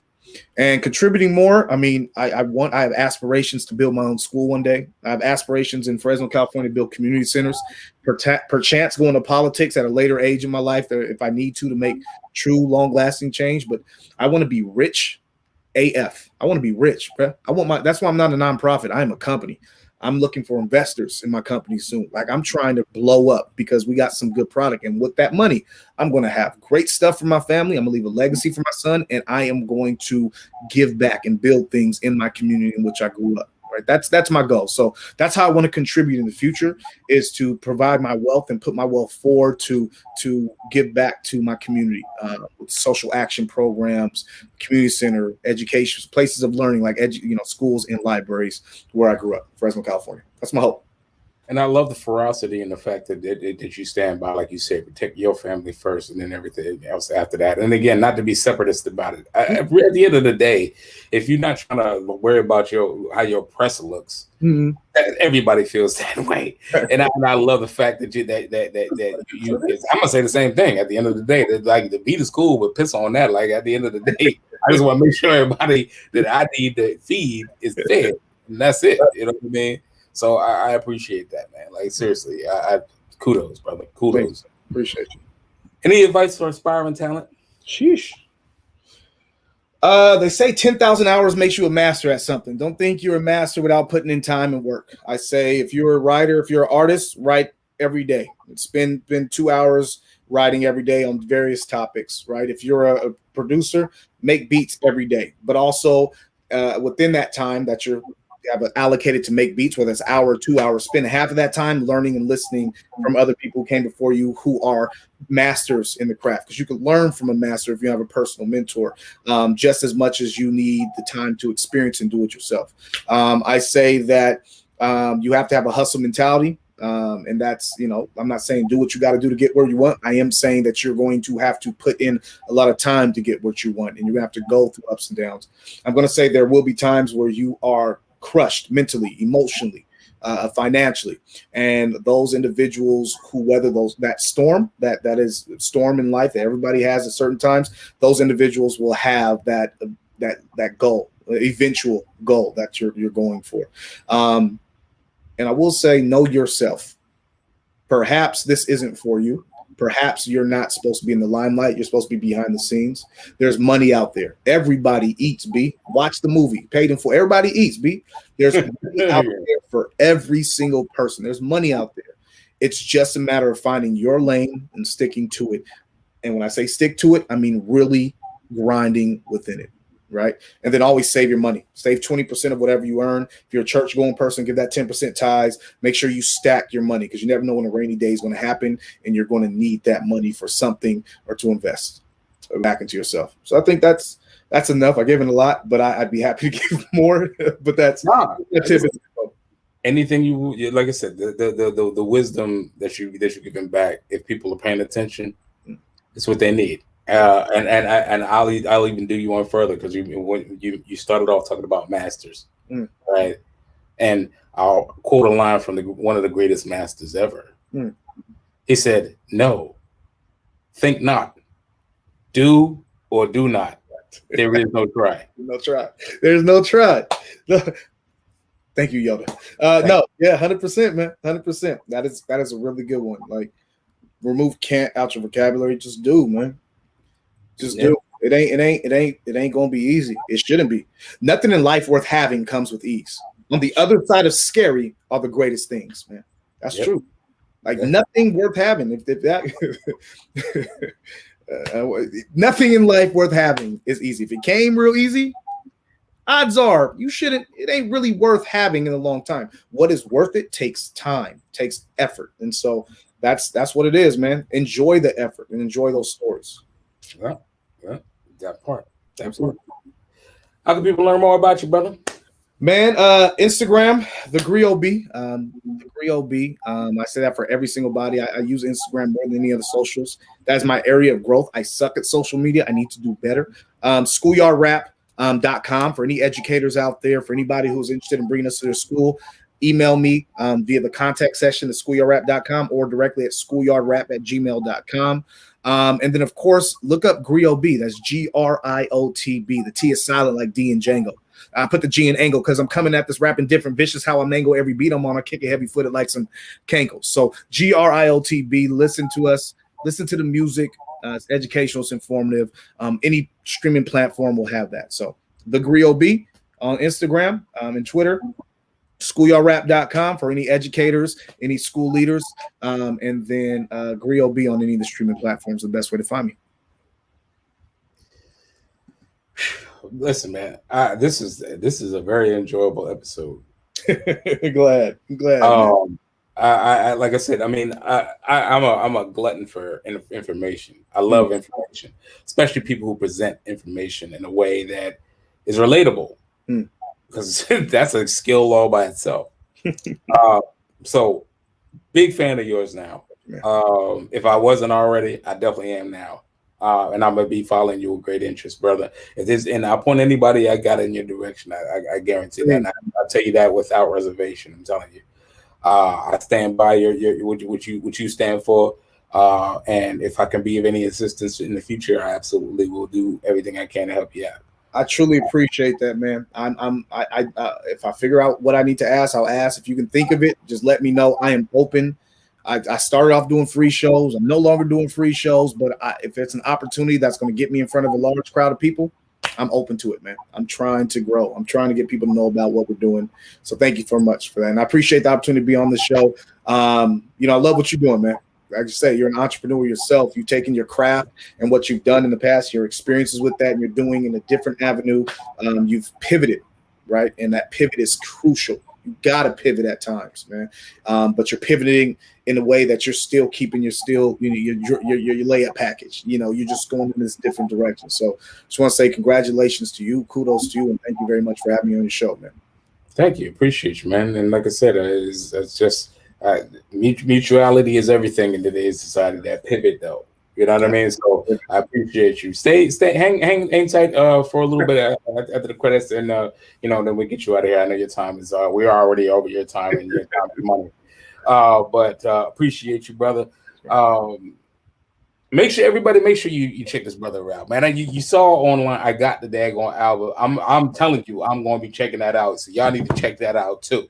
Even the people that wasn't even on here, that live. That's all I'm saying. Make sure you check this brother out, like seriously, and follow him because that we need what he's offering for sure. You already know what it is, man. It's Donnie B. Got the beat. We live on the beat, man. Like, you know, this brother right here is exactly the type of talent that we need to have on the show. Only the best, man. Only the people that are really, really making, you know, the movers and shakers in the industry. People that, you know, it's not always about numbers. It's not always about finances and people paying. It's not about that. It's about who's moving, who has a word, who has a testimony. It's the stories, man. Just like country music, it's the stories, man. And at the end of the day, that's all that matters, because what legacy do we leave behind? That part. So again, stay tuned for the next episode of The Beat. We have DJ Father Jules tomorrow. We also have Brianna Lauren on Sunday. Father Jules is a DJ who's spinning electro pop, and pop has a new pop album, Crazy. Brianna Lauren is an author, writer, and a filmmaker. She just released a couple of her. She has a visual that just came out, as well as a new book that just came out. Capital. These people are a tough flight, man. So it's just hoping to inspire people to aspire, if that makes sense. So, you know, that's the reality of it, and that's what the beat's for. Thank you. I'm your host, Donnie B. Got the Beats. We live on a beat. Hey, you got any last words, brother? Man, keep laughing, keep living, keep loving, keep learning. That's it. Griot B. Thanks for the time. And what he said. And we out. Peace. Check this. Donnie B.